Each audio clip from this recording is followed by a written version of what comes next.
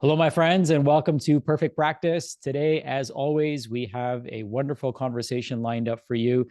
My guest today is Dr. Marcelle Pick. Marcelle and I met through Mindshare, which is a community that many of you are familiar with. And we just became fast friends. I don't even know how when our first interaction was, but I just felt like this instant and deep connection. Yeah. I think our philosophies are very much in alignment with one another. Our values are very much in alignment with one another. And we've been having a ton of conversations privately and through text message. And I said, you know what? We need to get on an interview style dialogue so that other people can tap into this conversation that we've both been having together. So, first of all, welcome. Thank you for being here. And thanks for taking time out of your busy day to join us. Thank you. I'm very excited about this interview. So let's see where it takes us. Awesome. So, if somebody's meeting you for the first time, how would you describe what it is that you do? And secondly, to that, why is what you do important? Wow. So I started my medical practice in 1985. We were the first all-women's practice in the country. And we were doing, to the best of our ability, functional medicine or integrative medicine back then. So we were they called us the granola docs on the hill when we went to Grand Rounds. So it was like, and they would always, rib us and tell us how ridiculous the information was that we're giving our patients. As it turns out, obviously, many years later, we were right about many things, including things like probiotics and how to treat ulcers a little bit differently and, Mm. very much different. So what I've always been interested in, I grew up in the outback of Australia, so I spent a lot of time in Aboriginal caves. And I've always been interested in looking at what are the root causes of illness. Yeah, we say we've got fatigue, but it may not be just related to low, hemoglobin. It may be related to mitochondrial dysfunction. And in medicine, we've never done that. So I've always been intrigued with how do we get our population that's so unhealthy now to be healthier? Because we are really in trouble when it comes to the medical model that we have, and it's falling apart. So we as practitioners need to stand our ground and really help people get better by looking at what the root causes are. And that's what we did when we started Women to Women, many, many moons ago, is to look at how do I teach my patients how to be their own midwives? So I teach them Mm. as much as I can about their own health and well-being and give them test results. And we were even doing that in 1986, believe it or not, 1987, and looking at alternative testing for stool testing, for adrenals, for other things. So we were the renegades in the community for sure. And it's been a passion for me my entire life is to really look at how do I help people get better. Wow. So, you're approaching 40 years of doing this. Do you That's believe? amazing. Oh my God, I know. Yes, I have been doing a long time. Wow. Well, I thank know. you for paving that path for many of us who've since then Absolutely. followed and are trying to follow in the footsteps of leaders like yourself.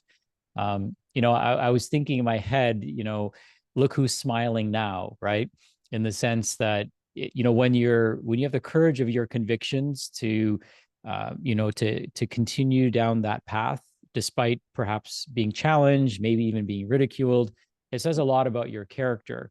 And I appreciate that about you. And I know that one of the big areas of what we both do and collectively put out into the world is being called into question. So we'll definitely talk about that. But you said something Probably. that I wanted to double down on. You said you lived in Aboriginal caves. Like tell me more about that experience and what took you there? How'd you end up there? So I was born there. I was born in Australia. My mom was Dutch, my dad Hungarian, and they moved there after the war. They were both Holocaust survivors. So they wanted to get out of Europe.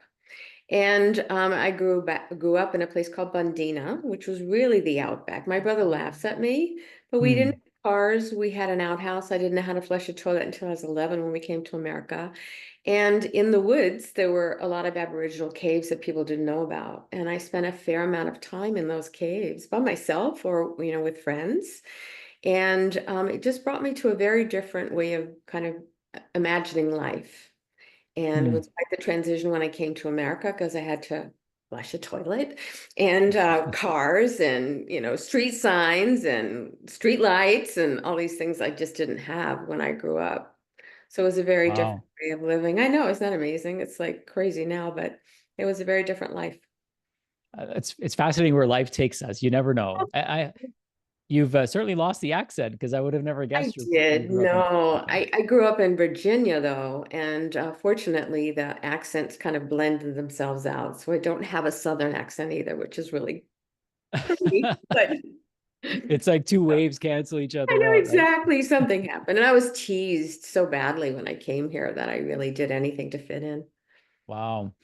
So tell me, what inspired you to go down the route of being in medicine? Like, was there something in your life that happened that inspired you to become a doctor? So I'm actually a nurse practitioner, and I think what inspired me was I've always believed that we needed to help people get better. It's been my dream since I was a young girl. And I think the whole notion of the Aborigines, really helped facilitate that. And then I grew up in Virginia Beach where Edgar Cayce was. So I went to the Edgar Cayce Foundation a lot. And my mother was someone who never used medications, was really all about how do we help heal things without drugs. Hmm. My mom was Dutch, so she made everything from scratch. So we never had any of the processed foods. I didn't grow up with it and was very, very aware. I started looking at some of the work of therapeutic touch, D. Krieger and Delora Kunz. And they were doing research in the hospital looking at if you did therapeutic touch, can you change hemoglobins? The answer was yes. Can Hmm. you change pain medications? Yes. So I went to a lot of the experiences at Pumpkin Hollow and then went to graduate school at Harvard Med because I knew I was going to be confronted and I needed to have a degree behind me that supported the fact that I did the discipline I needed to do to be able to come out of this saying, I'm rigorous looking at research and I understand it, but I also understand there's another side. And I also teach for the Institute of Functional Medicine, and we're sticklers for that. Look, Hmm. where's the science to support what we're doing? But there is another way if you understand the root cause. It's not about, a Prozac deficiency. It may be Hmm. something else that's going on. So it's been a part of my life forever. And I was never on the trajectory of a allopathic path. Just Hmm. didn't happen. As you're, thank you. First of all, thank you for sharing. One of the things that is coming up for me is kind of an awareness that Steve Jobs gained when he went to India for the first time. And Right. when he came back, his observation is that there's a difference between people who are intellects and people who are intuitive. Mhm. And while some people may not have a ton of education, they can tap into their intuition and make very seemingly intelligent decisions. And it seems like you've kind of got the best of both worlds, where you grew up in an environment where you probably had to rely a lot on your intuition, Yeah. and then moved into an environment where you had to have a high intellect. And I think that's a very unique combination that Mhm. certainly many people don't have. I'm curious, how much does your intuition play a role in how you approach a case? I think it's enormous. I mean, I have also been very intrigued. My father was a psychologist, as was my mother. And my father introduced me to the ACE study when it first came out. He was in Hungary at the time doing workshops on terrorism. And I was intrigued by the idea that our story can create our biology. Mm. So I incorporate that, and I was the first online to do that in 2001 to really talk about our thoughts can predict our biochemistry. And most everyone understands that now that's in the functional medicine world, but a lot of people didn't understand that connection. And I think in allopathic medicine, we miss that. We just say, well, decrease your stress. Well, what does that even mean? If we don't know that our thoughts of yesterday can actually change the biochemistry today because our body doesn't know the difference between yesterday and today. Mm. And I think we need to start talking about that more, especially with the culture that we have now. People are so stressed. And for me in my practice, I talk a lot about this notion of what are some of the things that you need to do to help change that cortisol production.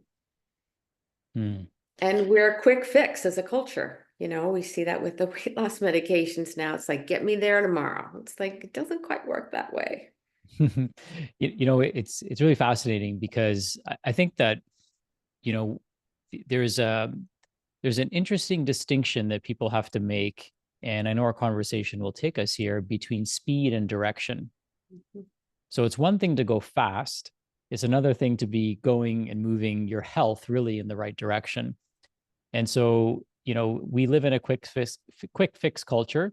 And I think that's what everyone wants, right? If somebody's in pain, we don't want to prolong their pain more than we need to. And we have to think not just short term, but we have to think long term. And I would say that the long term thinking, leads is not what people are doing enough of, right? They're just thinking and living in the now, being present to what's happening to them now and wanting a solution to their problems now. But I think that it's going to require all of us to think more long term to get a better understanding of is this actually what you really want. And I'm sure you found this, and I've certainly found this, that I'm more concerned about the direction you're going in than Right. the speed in which you're traveling in, because there's nothing good about going fast in the wrong direction, which is where we find a lot of people ending up these days. Hands down. Yeah. I think that we unfortunately, specifically, I think a lot in America, we're very much oriented towards, I'm going to do this, and by tomorrow I'll have this. It doesn't always work that way. And if we have 93 to 97% of our population metabolically inflexible, wow, we're not going to get that, we're not going to make that go away overnight. Mm. So It seems crazy when you think that 90 to 93% of people are metabolically inflexible or metabolically unhealthy or metabolically busted, as one of our mutual friends, Dr. Tina, would say. I'm curious as to what would be some of the signs. So, if a clinician is listening to this, what would be some of the signs that somebody is metabolically inflexible? What would they be saying in their appointment with their practitioner? sure. I mean, their blood pressure is starting to creep up. Their hemoglobin A1C is no longer 5.2. It's like 5.6, 5.7. Their triglycerides are going up. Their cholesterol is going up. They're complaining of feeling fatigued. They're starting to have circulatory issues. Their muscle mass is decreasing, and they really don't know why.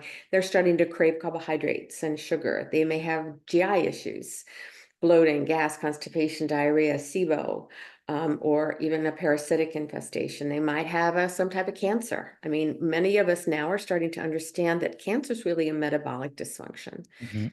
And it's not just about, breast cancer, it's an estrogen issue. I just don't agree with that. So we're really starting to see so many people. And now we're seeing the younger population with more colon cancer than we've ever seen in our history. What's up? What's going on here? And so many of the things that we see in our practice that are far more than we saw many years ago, those are metabolic inflexibility from my perspective.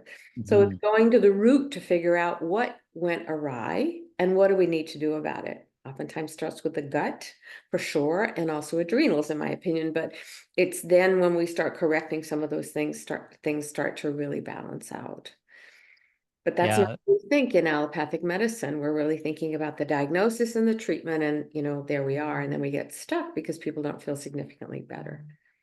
I love that. One thing I shared today earlier, um, in inspired by our conversation, is that if you could improve every area of your life by 25%, what would your life look like? Right. And it wouldn't just be 25% better, it would be orders of magnitude better, because every area of your life would improve. And metabolic health is that, for every cell, tissue, and organ in our body. When we improve metabolic function, it doesn't just improve one ICD-9 code, for example. It has significant impact on every system in our body simultaneously. And this is why I love focusing on metabolic health, because when we do get to the root cause and to the bottom of what's causing dysfunction there, people are like, oh my God, my brain is working better. They thought they came in to maybe lose some weight or to have better digestion, but now every area in their body is lighting up and functioning closer to peak performance. So it's really rewarding to kind of work in this space as well. I'm sure you have tons of case studies. Is there one that sticks out to you? Yeah, I mean, I had somebody, she was younger, and she had two young children, and I actually saw her on the beach. She didn't know I saw her, and she was screaming at her kids, and she had really bad PMS. But she also had gut issues. And as we kind of journeyed together, all of her PMS went away. And so not only did she feel better and have more energy, but guess what? The kids benefited. And then I have an amazing story of somebody who came in to see me who had done IVF, got pregnant, and was bedridden with endometriosis. And she really wanted to get pregnant again. And she was 37. And she just said, I'm having a hysterectomy next week. I said, look, I can't fix this by next week. Would you be willing to postpone? And she did. We did all the things that we know in functional medicine. We looked at a gut microbiome, endo, and systemic yeast are almost always hand in hand. Mm. And we treated that. I also recommended that she go to Al-Anon because she was living with someone that was an alcoholic. She did all the things. And then I said to her when she came back, because she was so much better, you really need to use birth control. And she just laughed at me. She goes, I've got a tube that's not patent on one side and half an ovary on the other. She got pregnant. So we can fix so much when we know how to kind of get to the root causes. So this woman had really bad PMS. She's now been a parent. And this other woman has another child. So I do gynecology most of the time, so it was more women than I saw. So it's spectacular when you're able to make those kind of changes when you just do root cause medicine. Mm. Why from your perspective, is this not more mainstream? Is it because it's more work? It's a different type of I thinking? think it's more work. I think, once you're kind of conditioned to, you have an ulcer, then you're going to treat this protocol and we're done. It was like, well, what happened? Why is the microbiome of the gut, more susceptible to Helicobacter pylori? What else do we need to find out? If somebody has bloating, they have IBS. Well, for me, irritable bowel syndrome is far from, it's just, have more fiber. There's something going on in the microbiome of the gut. Do they have a parasite? Do they have yeast? It takes more time. Mhm. And I never, ever in my practice, and I had insurance companies so angry with me because I still took insurance until I left one-on-one patients. They would get mad because I never spent less than 30 minutes per patient and an hour for new patients in a practice that took medical insurance. Mm. So, and I was always called on the carpet for too many 99215s. It's like, that's just how it goes.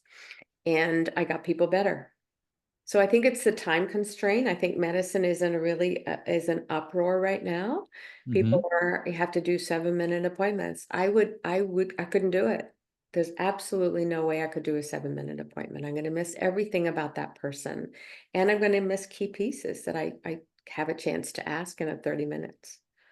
Yeah. I mean, some people get more time with their barista, right? In the morning, and more attention and more attention to detail than they do with their doctors. And it is quite unfortunate, right? And I think the practitioners, I believe, are doing their best with the Oh, constraints hands that they down. have.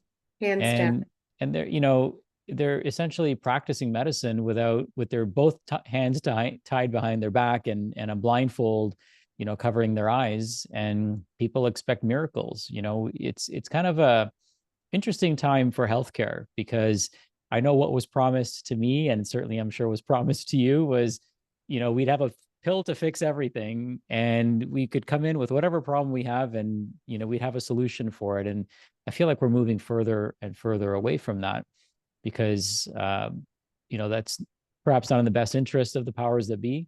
And certainly we have so many really amazing doctors and practitioners that are smart, intelligent, caring people for the most part, I would say, right? Like with any profession, you're always going to have some bad apples, but Mhm. they're just kind of put into this system that doesn't allow them to ask the questions that are necessary to actually get the result that they also want for their client, right? So it is quite unfortunate, but I'm glad that there's trailblazers like you. And I'd like to put myself in that category, as somebody who Absolutely. takes a stand for his clients and patients. And Mhm. it's amazing that in the end, you can help so many more people that way, Mhm. Hands. because you're not just trying to manage the same person year after year after year, right? And Yeah. maintain your existing roster. You're liberating people from a cycle of dependency and actually giving them amazing outcomes in the end.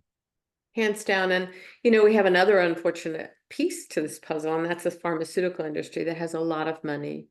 And they are, certainly going to many physicians' offices, nurse practitioner offices, DOs, and really saying to them, this is the new thing on the block. This is going to help your practice. and people are going to get better faster. And when you're very, very busy, you don't have the time necessarily. You rely on those drug reps. So we had many, many come to my practice, and the lunches and all the other things that were offered to you. And sometimes you are too busy. So you are listening to what they're having to say. And then that puts you further down that road of, I've got Sarah coming in and she's got blah, blah, blah. I got to put, her on this. So it's Yeah. a huge problem. And, unfortunately, most medical programs and medical schools only have 2 to 3 hours of nutrition. My daughter was in a med school program. She decided not to finish it. She did it for a year and she had 2 hours. And this is at Georgetown of nutrition. Hmm. And that was 2 years ago. So that it really hasn't really changed very much. And there's a little bit more to our body than just 2 hours of nutrition. Yeah. And even if practitioners got into the habit of perhaps referring more to nutritionists, or Absolutely. there's a nutritionist in every practice so that that person can spend more time with the individual. So yeah, I mean, there definitely needs to be an uproar, and I know both you and I believe kind of in a similar, maybe we say it a different way, but I think the philosophy is very similar. Is that how can we empower our patients to be their own best doctors, so Mhm. that they have an awareness, whether it's intellectual and or intuitive, ideally both, of how their body works, and they are their own stewards of their health. And I like to think of the work that you do, and the work that perhaps we do, like driving school, right? We're going to teach you how to drive, so you're less likely to get into the car accident. And if you do, then certainly there's people that can help you. But let's teach you how to drive, so you at least have a fair shot at being healthy. Mhm. And then you could teach that to your children, grandchildren, spouse, friends, family. I mean, I think that can create such a huge ripple effect when people know how to take care of themselves. Oh, hands down. I mean, if we even just think about the food that we're eating, so many people are unaware that when they're eating a lot of the processed foods, that they're really changing their brain biochemistry. And we don't ever Mm. talk about that. It's just, well, I want to have one Oreo, two, three, four, because you can't just have one. And the world is not really talking about that because it's really quieted. And that's unfortunately creating some of the problems that we see with metabolic inflexibility. So we have a lot of work to do on many different levels. And I think the work that you're doing and the work that I'm trying to do is more we can get online, the more we can talk about it, the better it's going to be. And, both of us are very invested in what we're doing to make a difference. And that's how things are going to change. I appreciate that, and thank you for Slowly. sharing. No. The tides have shifted. I feel like these last, since 2020, let's call it, there's Mhm. been a huge level of skepticism of the way things are currently being done in the world, and everything's being called into question, right? And so Mhm. paradigms are shifting. People are realizing, hey, the people that we thought were experts really didn't know as much as we thought they did, and we couldn't rely on them. And certainly, perhaps there wasn't an alignment in values, which I think is such an important part of any decision that we make. Is, does the person who's giving me this advice have the same values as I do?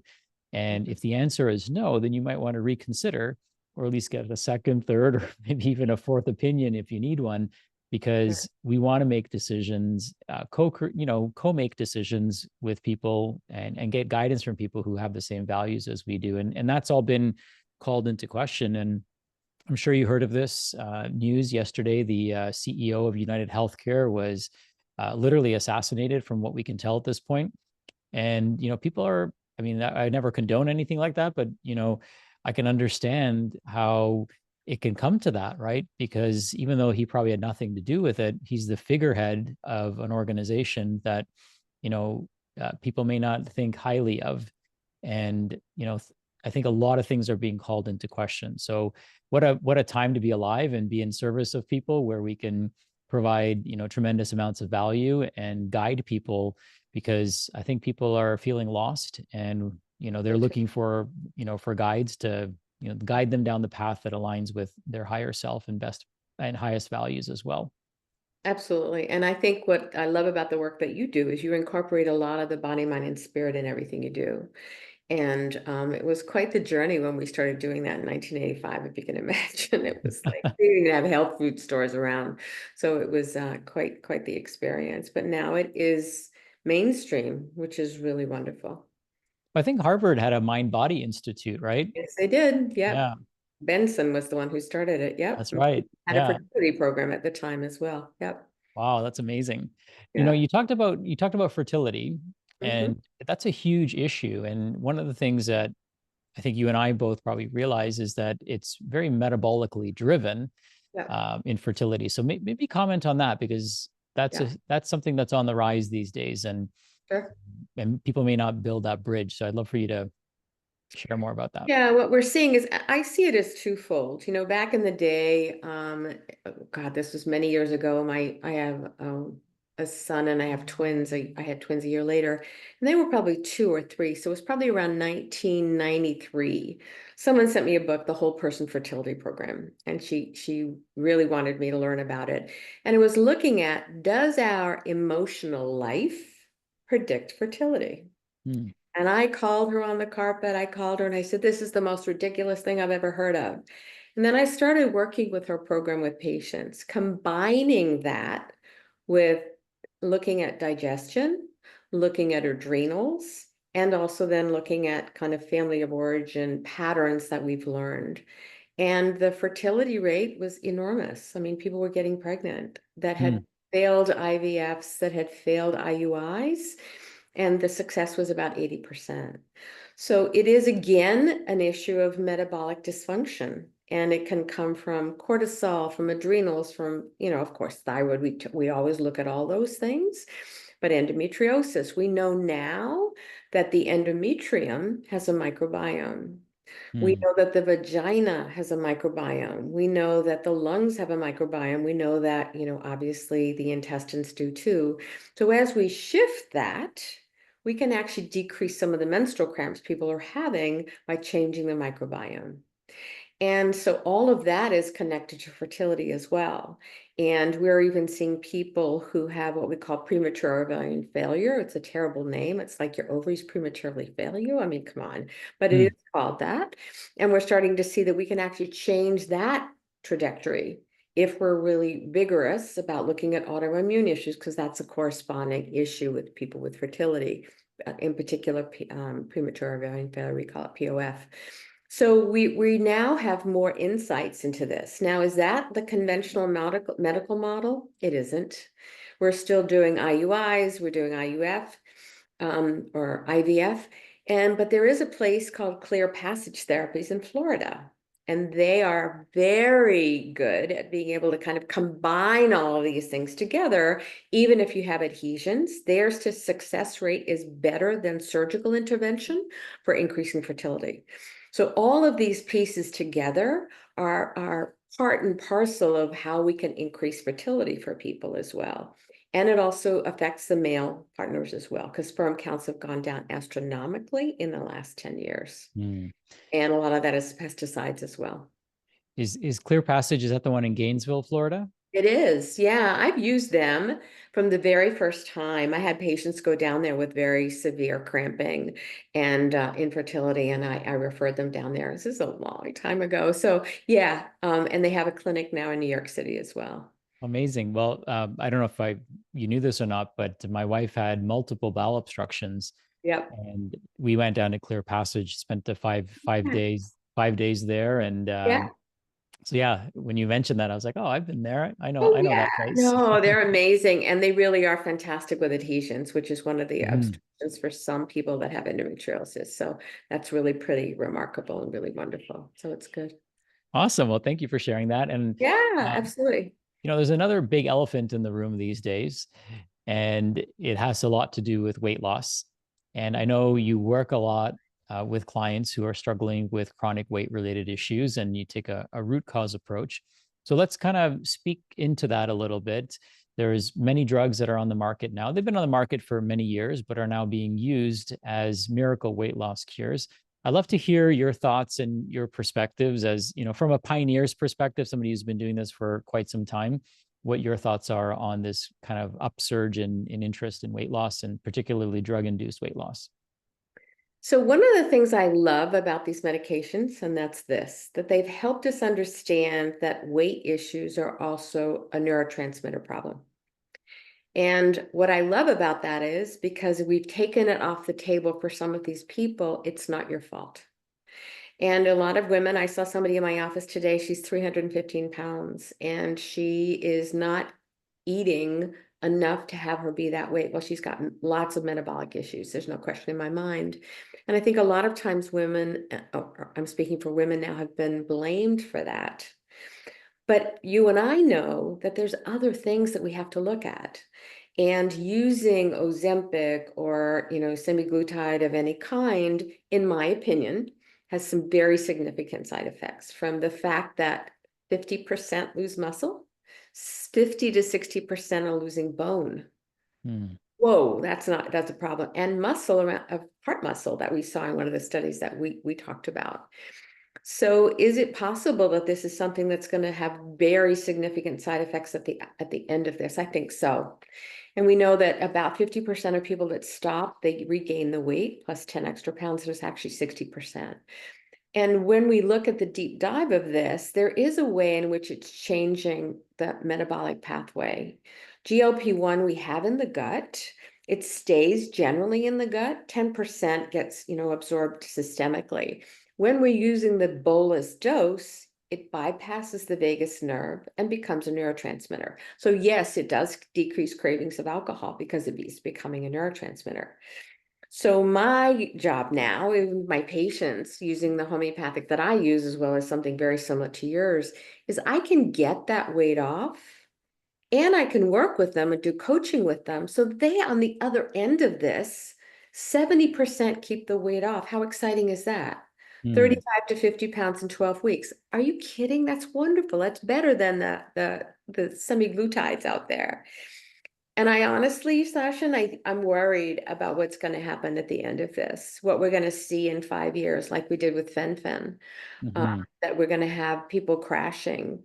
And there is no quick fix to this. It's helping people, as you said, with the mindset, neurotransmitter changes that may have occurred because they were eating a lot of junk food for a long time, and their dopamine is like in the toilet. Their serotonin's really off. And by the things that you and I do, we change that so we can get them on the other side and then teach them what to eat when we've looked at their emotions. I had somebody in the practice who lost 45 pounds. She was ecstatic. She was so happy in 12 weeks.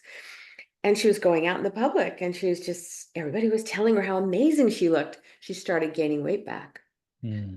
And what we uncovered is that when she was a young girl, her mother said to her, "Don't you ever think you're better than anybody else, because you are not." And so as soon as that happened to her, there was that emotional piece that occurred as well. And where are we talking about that with Ozempic or semaglutide? We aren't. The Hmm. other thing that I'm worried about is that we're going to have eating disorders on the other side of this, because they're going to be terrified of gaining the weight back.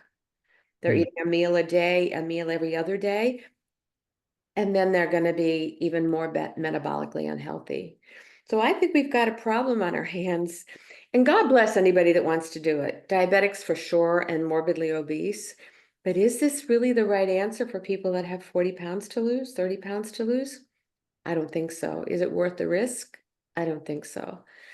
But doing a nice, holistic, if you want to call it, approach, looking at emotions, looking at neurotransmitters, looking at the food that you're eating, giving you some support so that you're not hungry all the time and you're Hmm. not thinking about food all the time. What an amazing thing we can offer patients that work incredibly well. And you and I have the same experience with the practice that we have. And and then we've got the whole microdosing issue, which is people that both of us know very well are doing small amounts. We're not seeing the weight loss results with that, but now they're talking about it's changing biochemistry. I'd like to see the science behind that. I don't know what the science is, and I'm a little bit concerned that we may have similar side effects long term. We Hmm. don't know. We don't even know what these medications are going to do long term. They have never been studied on people that were not diabetic.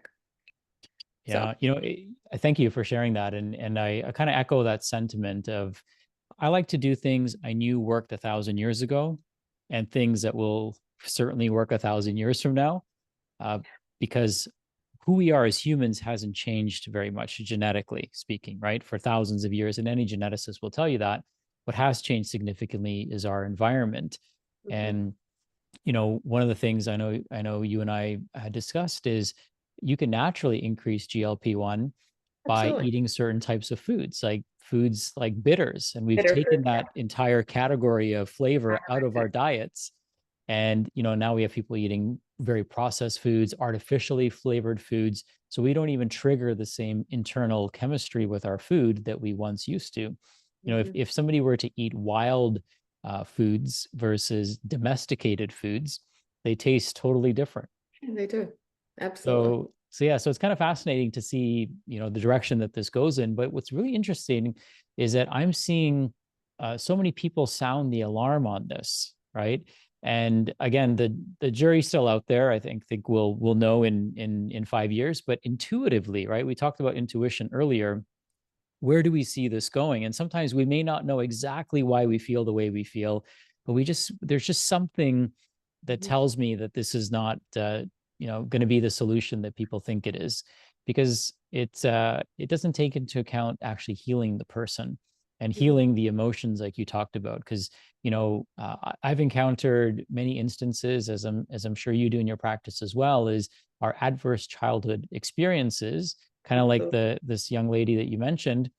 Also can be sometimes weight can be associated to adverse childhood experiences such as sexual assault or sexual harassment, right? Absolutely.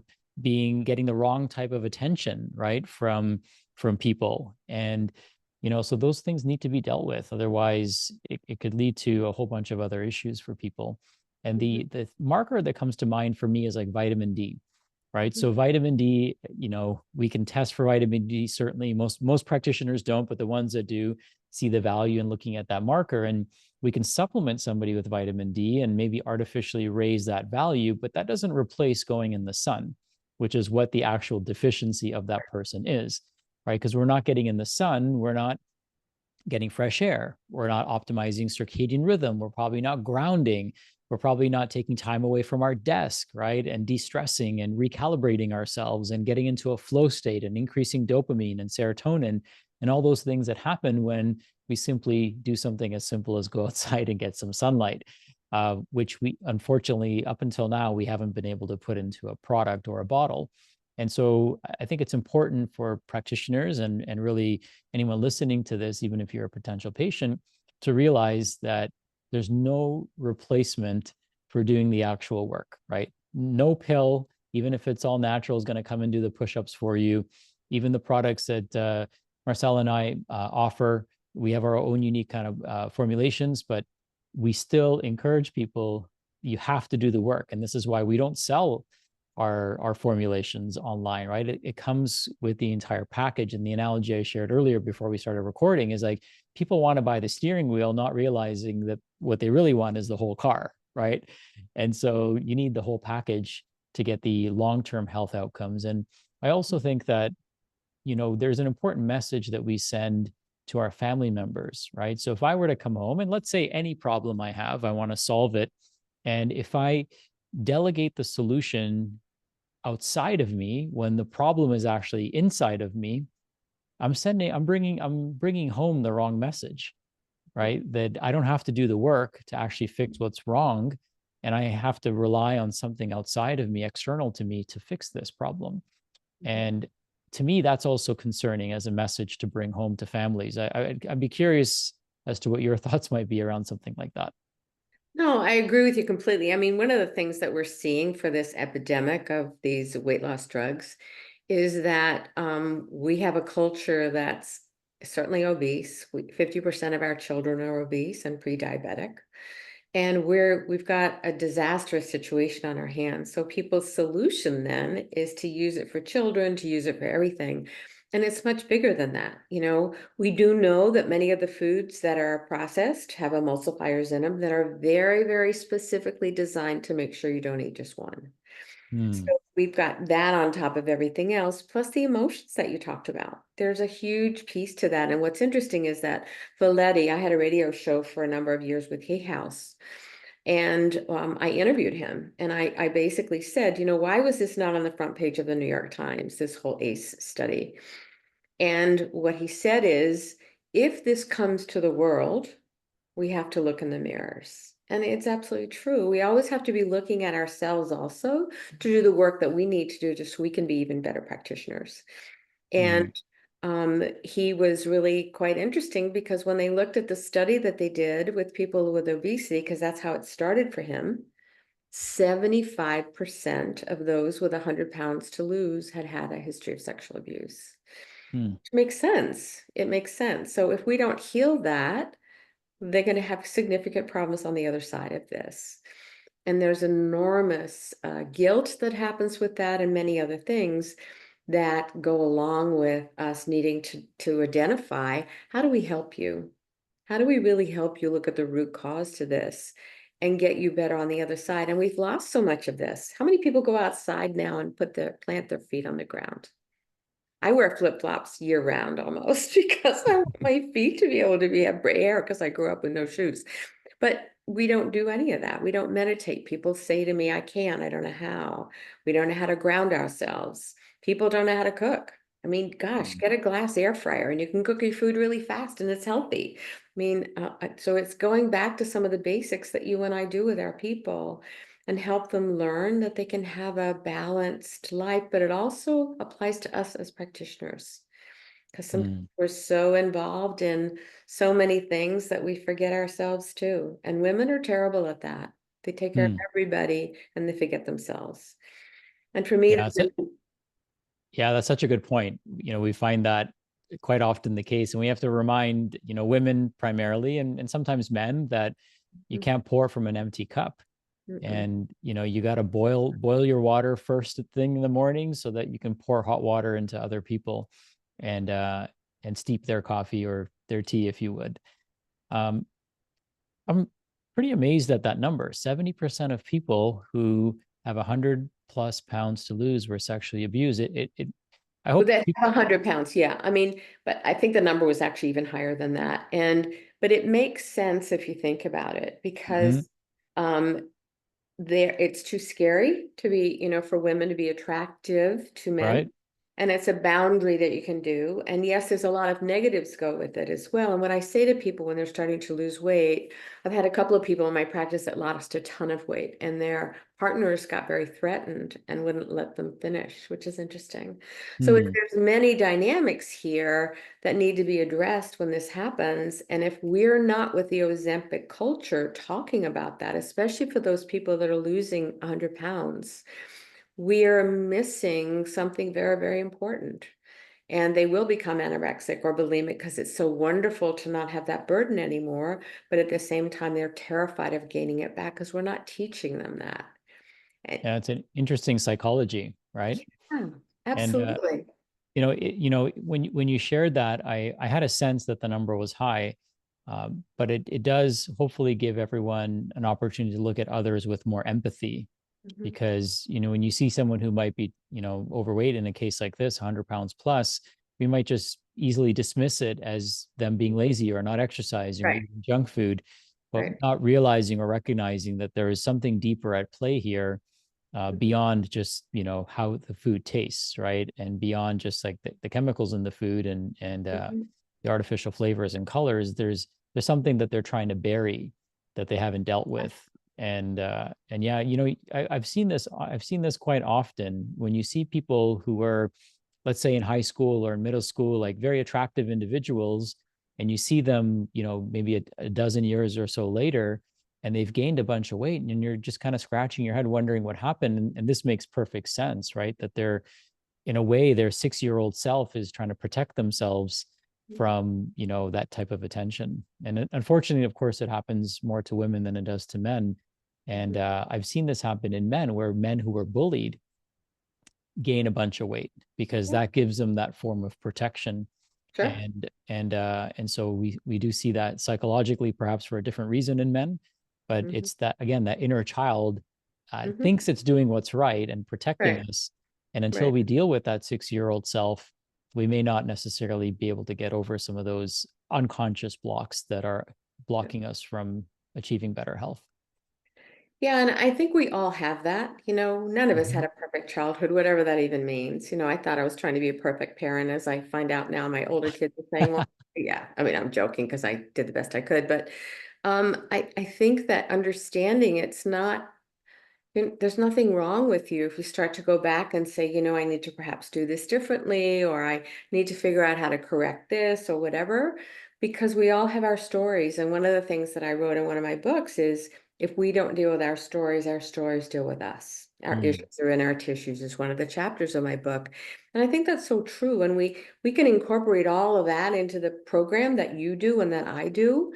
But I don't see Ozempic doing that. I don't see semaglutide doing that. They're getting the weight off and they're losing a lot health-wise in between. But what about those other pieces to the equation? How do we really help with that part? And what I love Yeah. about the work that we're doing is that's fundamentally part of every single patient that I see. Hmm.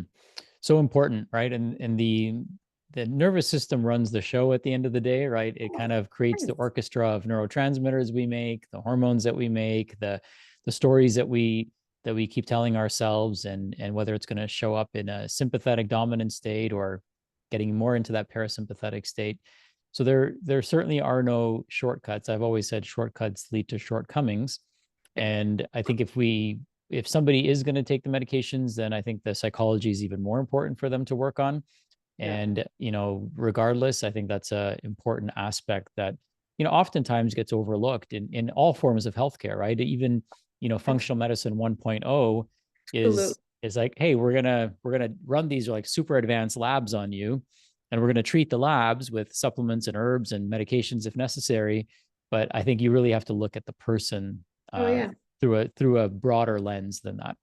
Yeah, and understand what's going on. And I think that you can do functional medicine that way. It's just a different, a pill for every ill kind of thing. Only it's a supplement Hmm. for every ill, and that doesn't work either, because we have to look at the kind of the holographic piece of who that person is, and that takes time. If I have an hour and a half to 2 hours, that's what I need to really figure out what happened, what's going on, and Hmm. really go back to their own childhood and what their mother's pregnancy was with them. I mean, it's really all that important to me.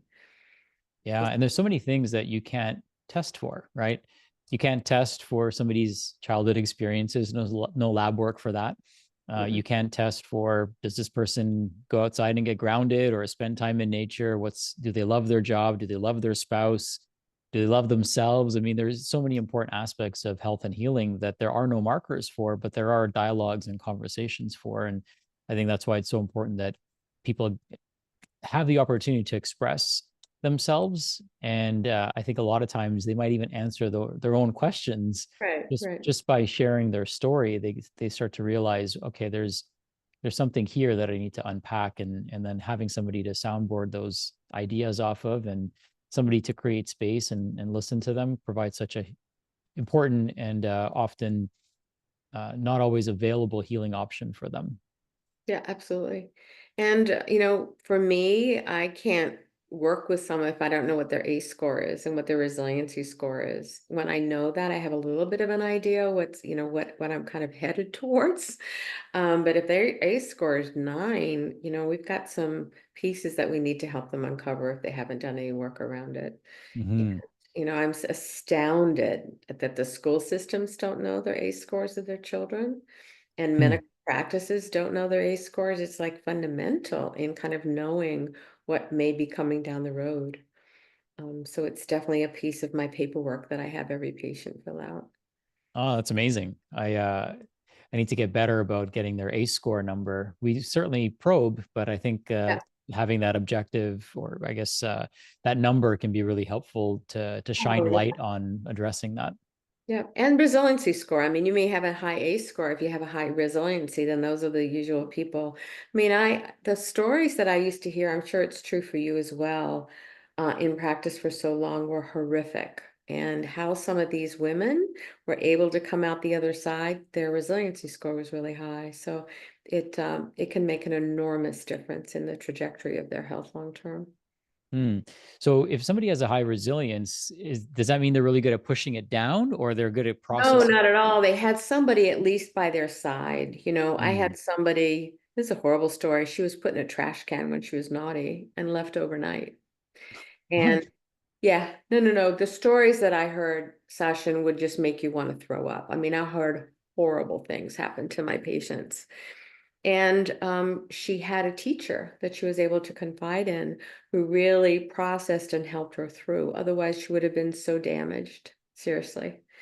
Hmm. And then of course people don't have high resiliency score and they have high ACE scores and they have, I mean, we know the statistics, you have a score of 4 or more, your chances of heart disease are 165% higher. A score of 4, only 4? Yeah. They've changed that dynamic now so that the questions are more than they used to be. It used to be just 10 questions. But for those of you that don't use that, it is something I would recommend in a practice that you know what your ACE scores are and help people understand what that means. And it's one of the largest studies in the history of medicine. I mean, it's an ongoing study now. And fortunately, we know that there's a relationship between autoimmune disorders and ACE scores. We know that cancer and ACEs and autoimmune issues, we know that there's a huge correlation with many of the metabolic inflexible, that their ACE scores were high. So it's helpful for us in practice to be able to say, hey, let's look at this piece when you know them well enough to bring that up. Hmm. I'm curious, kind of in the same vein of trauma and childhood experiences. I'm curious if you've ever encouraged or utilized or explored or researched plant medicines at all, and what your thoughts are on that. I was wondering if you're going to bring that up. So my son is a chiropractor in Seattle, and he went to Peru for 5 months, and he was very involved with the shamans and ayahuasca. He's the one that came back and said, Mom, you really need to kind of explore this. And we now know that psilocybin is used in many medical facilities for those people that are end stage disease, really helping bridge the gap. Psychiatrists are starting to close their practices for using medications because it can make an enormous difference. Hmm. So I'm very supportive for somebody that wants to do it, to really expand on me and how do I get out of this. I used to believe, people are going to be shocked when they hear this. I used to believe years of therapy was really helpful, and I started not believing that to be the case because I think we can relive that trauma only so many times, and people are Hmm. terrified of doing that. But there are other avenues so that we can heal that trauma, take from it, which taught us how to be amazing in many ways, and go then on the other side of it so that they don't feel like, the reason I am this way is because of such and such. That doesn't help any of us. It's learning how to come out the other side. And there's so many different ways to do that now. Plant medicine is one of them. Yeah, I'm actually, I've done 5-MeO, I've done psilocybin. I Mhm. haven't done ayahuasca yet, and I'm actually going to Rhythmia in February. So I'm excited to see explore what comes of that. And in the journeys that I have had, they've been very beautiful and enlightening. And uh, from my experience, and everyone's experience is totally different. Um, we come face to face with our greatest fears, but Yeah. we're always presented a solution. Mhm. So, Joseph Campbell says, in our darkest cave lies our most valuable treasure. And I think for a lot of people, that dark cave might be that trauma that they had as a child, Yeah. and addressing that and dissolving it and processing it in an appropriate way. I think is where their treasure lies, metabolically, spiritually, mentally, emotionally, and how they can show up for the world and their family and even themselves. Hands down. There's also a woman, I don't know if you know who Maya Shatreat is. Are you familiar with? Of course, Yeah. yep. So she has homeopathic plants that you can actually purchase. And she has ayahuasca, she has San Pedro, and she has mushrooms in her homeopathics that you can purchase. So that's a very gentle way if somebody's interested in introducing it perhaps to some patients or even themselves to see what that's like and that experience is like as well. It's doesn't really change your behavior. It does connect you more with spirit. There's no question about that, or kind of the Mm. universe or the bigger world in that way. Yeah, So I believe they're called quantum drops. Is that right? quantum drops is what Yep. they're called. Yeah.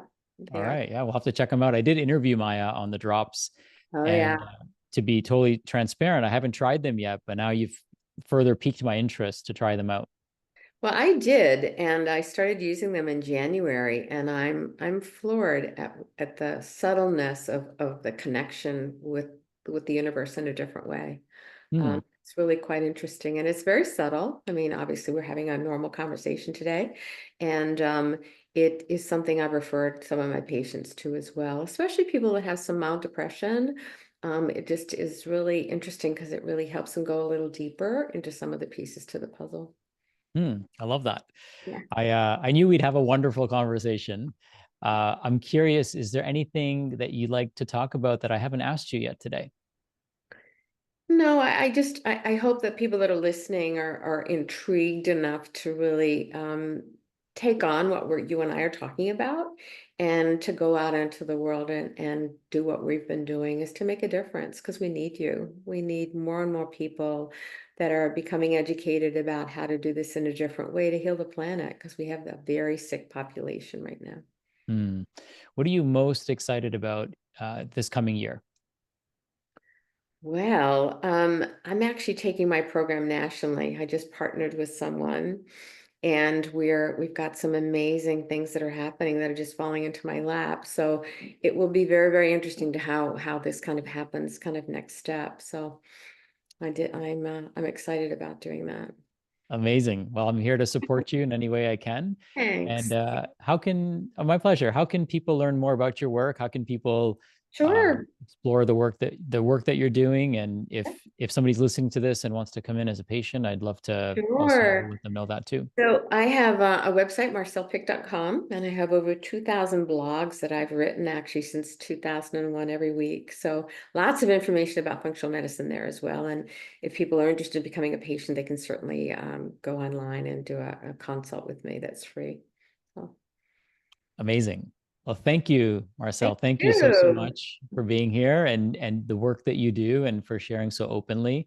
For those of you listening, check out Marcelle's work. If you enjoyed her kind of vibe and her energy and her authenticity today, I know you'll love the work that she's doing. And if you ever see her at an event, mind share. Do you go to A4M? Are you going to A4M this year? I'm not going. Are you going? No, Yeah, no, no. everybody is going. I've never been. You've So never been? I swore I wouldn't travel in December, so I Yeah. kind of kept my word to myself.